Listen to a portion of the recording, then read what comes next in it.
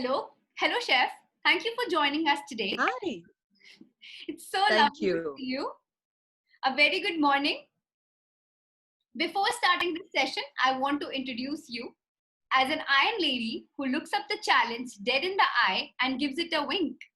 She is the only female contender to compete on Iron Chef Season 3 and is a full-time judge on Food Network Chopped.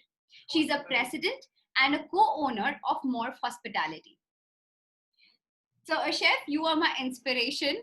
I want to mention that. And before, let's start with the conversation of how are you actually dealing with this coronavirus phase now that so many things have come up. You have 4 restaurants, and so how are you dealing up with that? Shivani, it was absolutely crazy because, everything was going normal, normal, normal, and suddenly you get, hit like, with a sack of bricks. When it started, we went ahead and closed all the restaurants even before it was mandated to do that. Mhm. And that was fairly difficult because I mean they're fairly busy restaurants. So what we did was the safety of our team members and the safety of our guests was paramount. So that's what we did.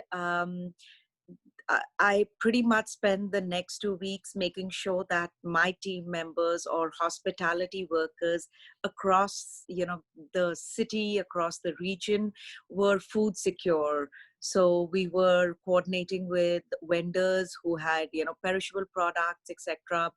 Um, I got 550 cases of vegetables and produce.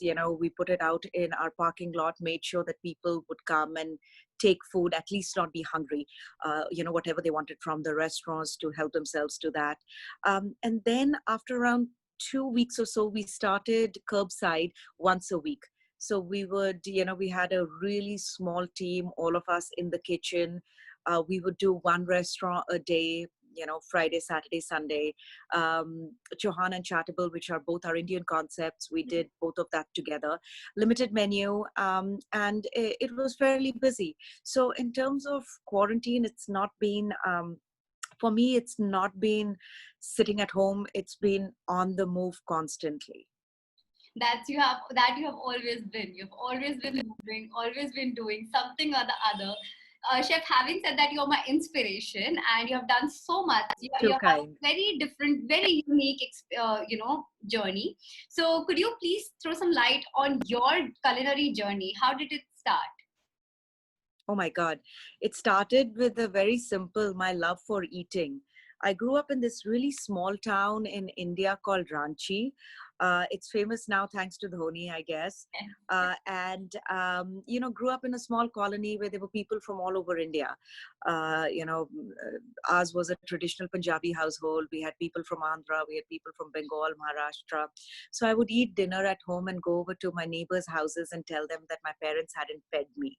And I literally would, be in the kitchens with the aunties, seeing how they were cooking, what ingredients they were using. And very early on, I realized that food was one of the biggest connectors. It would that human connection was possible because of food. So that's what I, really started connecting on. My older sister went to college. I would go to meet her. I would, take food, and I realized I was the most popular kid on campus. And around that time, I realized that this is what I wanted to do as a career. So I, again, those were the days. This is, I'm sure, far before you were even born.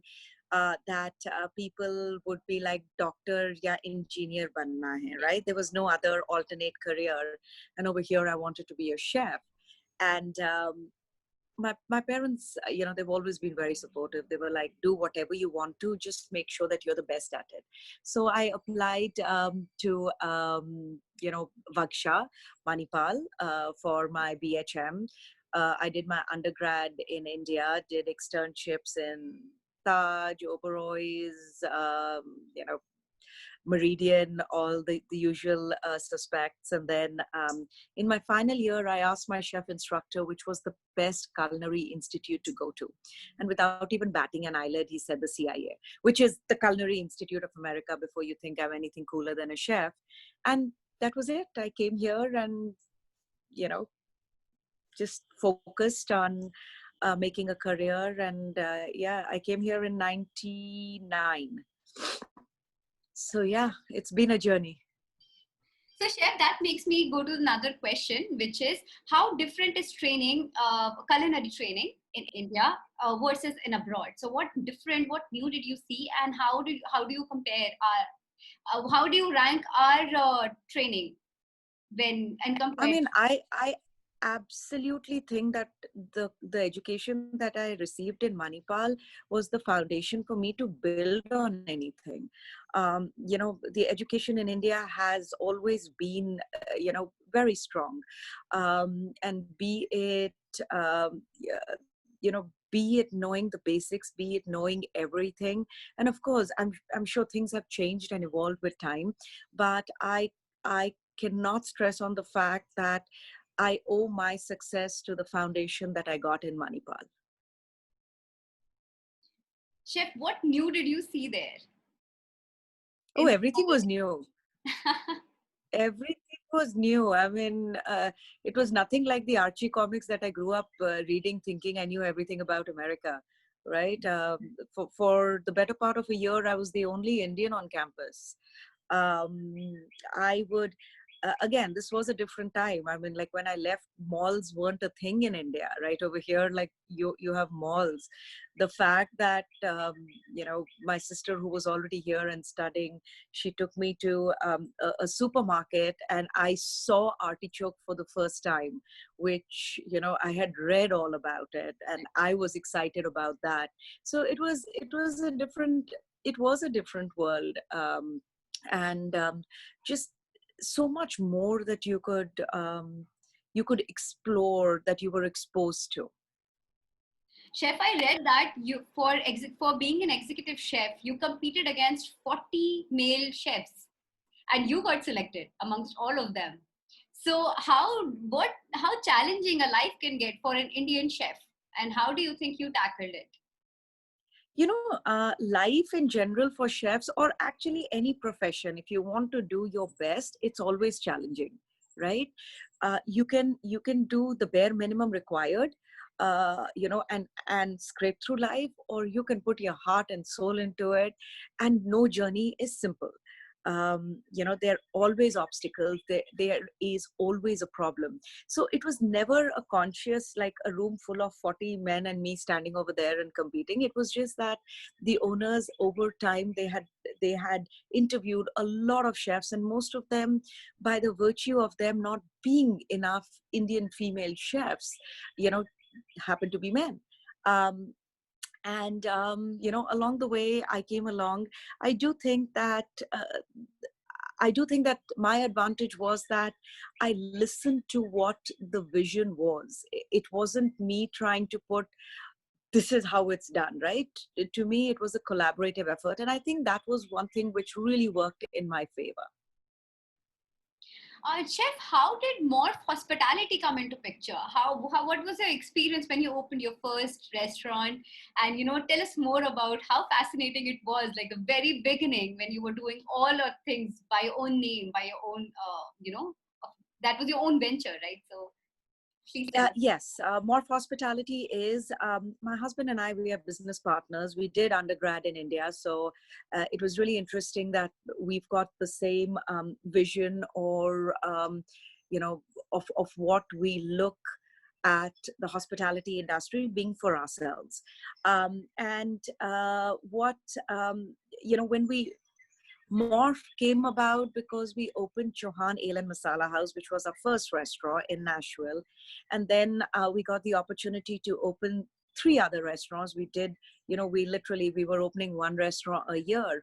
So the management company that manages all of these restaurants is Morph Hospitality. And we pretty much came about, we we formed that company to make sure that there was a consistency in service, in approach, and just make sure that it's the most profitable business to get into. Nice to hear that, Chef. And Chef, I have also read that you have lost a couple of weight. And so my next question would be, what does health and fitness mean to you? I think health and fitness now more so than before means a lot, only because you realize that you know to me, I think the switch really happened was when I had my kids, and I had a lot of people who were reaching out to me, and they're like, "We look up to you," and that is a huge weight to put on your shoulders, because you've got to be the best version of yourself. So be it in terms of health, and to me, I did not do which was anything drastic. I just realized that everything was about moderation. It was about portion control. It was about putting your 10,000 steps in. Did not and it was the small subtle changes. It was just trying to stay away from the overindulgences, or having your kesar pista ice cream in the middle of the night. Like, those were the things that you had to put a full stop to. That being said, I do not deprive myself of things that I want to have, because I am the food industry. I am a chef, and to me, food is pleasure. So those are the things that I try to be very cognizant about. And now we see you eating those yummy food and also keeping up with your weight.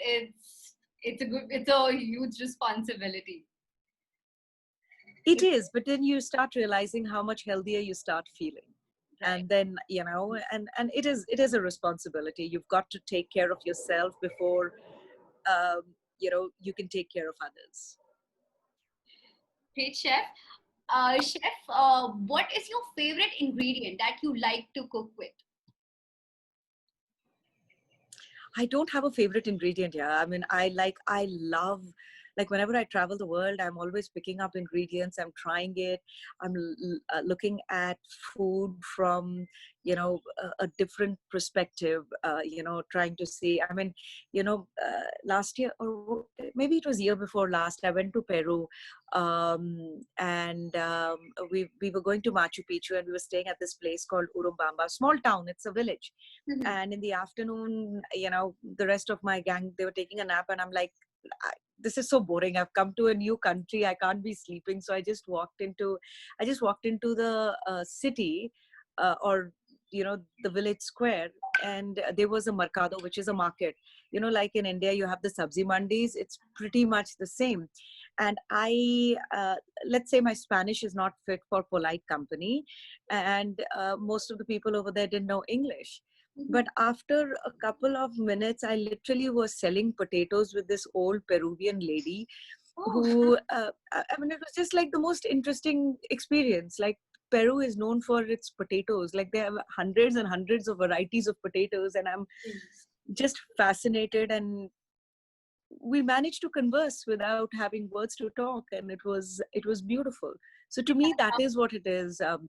I don't get married to a certain ingredient. I'm like, bring it on, till the time I don't experiment. And that's the best part about I think what I love about being a chef is the creativity and the constant innovation. so Chef, many of us know that pineapple is your the least favorite ingredient. So why is it so? We don't know the story behind it.